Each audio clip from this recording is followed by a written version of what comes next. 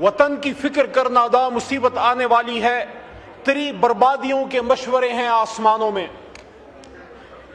आप क्या समझते हैं कि क्या सिर्फ ईरान निशाना है?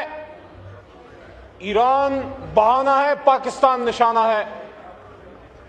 आज से बहुत साल पहले इसराइल ही के वज़ीर आज़म डेविड गोरियन ने पेरिस में ये बात की थी। पिछले दिनों हमारे अपोजिशन लीडर चकजई साहब ने भी उनका जिक्र किया, तो मैं गोरियन के उस बयान का सही हवाला यहां दे दूं। उसने पेरिस में सोरबोन यूनिवर्सिटी में ये कहा था कि पाकिस्तान हमारा नजरियाती जवाब है और ये हमारे हलीफ मुल्क, दोस्त मुल्क भारत को तोड़ के बनाया गया। ये ताल्लुक है भारत का और इसराइल का। अल्टीमेटली खुदा न खास्ता अगर ईरान को नुकसान पहुंचता है तो ये नुकसान फिर पाकिस्तान का होगा। अगर किसी का ये ख्याल है कि ये हमला शिया इस्लाम पे है, ये हमला इस्लाम पे है, इस्लाम में न शिया है न सुन्नी है। हुजूर नबी करीम सल्लल्लाहु अलैहि वसल्लम ने हमें मुसलमान बना के छोड़ा था। एक हो मुस्लिम, हरम की पासबानी के लिए नील के साहिल से लेकर ताबखा के काशगर। अली खामनाई आपको सलाम, अली खामनाई आपके खून को सलाम, आपके खानदान को सलाम।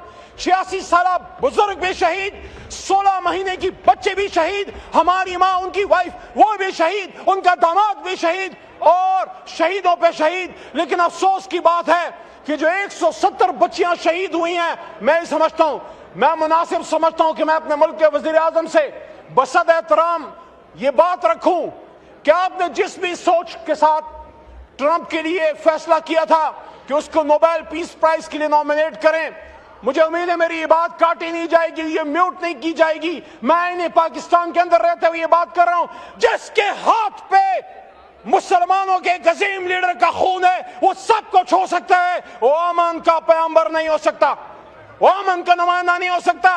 एपिस्टीन फाइल वाले हमें बताएंगे बुजुर्गों की और बच्चों की हरमत क्या है।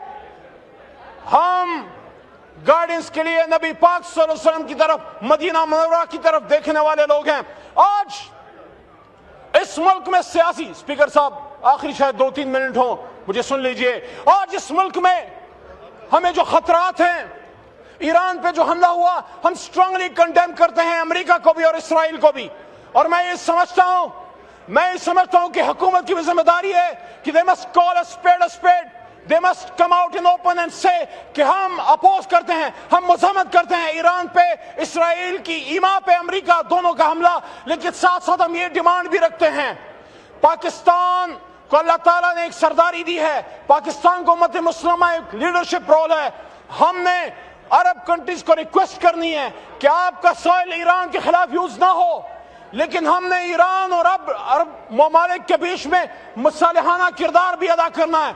हमने उनके बीच में मसाइल को हल करना है।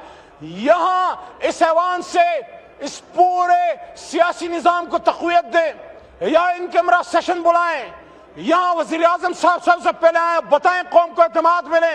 वजीर आजम साहब अभी तक नहीं बोले, वजीर आजम साहब बताएं कि वो कहां खड़े हैं, पाकिस्तान को कहां देखना चाहते हैं। मेरी बात याद रखिए, आपका ईस्टर्न बॉर्डर तो गैर महफूज था ही, इस हुकूमत की गलत पॉलिसीज की वजह से आपका वेस्टर्न बॉर्डर गैर महफूज हो गया। वो कबाइल जो बगैर वर्दी के आपके सिपाही थे, उन कबाइल की बच्चियां, उनके घर इस वक्त तोपों के निशाने पे हैं। वो अफगान जिसके लिए आप ही के साबिक वजीर आजम ने यहाँ पे 2 बार उम्मत मुस्लिमा को इकट्ठा किया। और मैं तो अफगानिस्तान को भी कहना चाहता हूँ, आप क्या कर रहे हैं? आप अपने आप को भारत इसराइल से दूर कीजिए। आपको तो पाकिस्तान का दायां हाथ बनना है, क्योंकि पाकिस्तान कलमा तैयबा के नाम पे बना। लेकिन आखिरी बात स्पीकर साहब, आखिरी बात, अगर हम समझते हैं कि हम इस मुल्क में बगैर कौमी यकजहती के इन चैलेंजेस का सामना कर लेंगे तो मुमकिन नहीं है।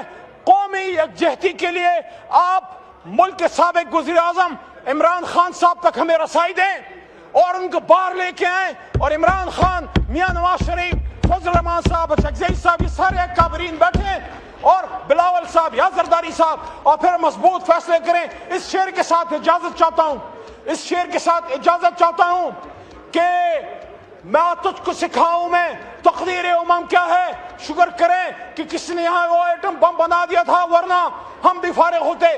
کہ آ تجھ کو سکھاؤں میں تقدیر امم کیا ہے، شمشیر و ثنا اول تاؤس رباب آخر. شکریہ.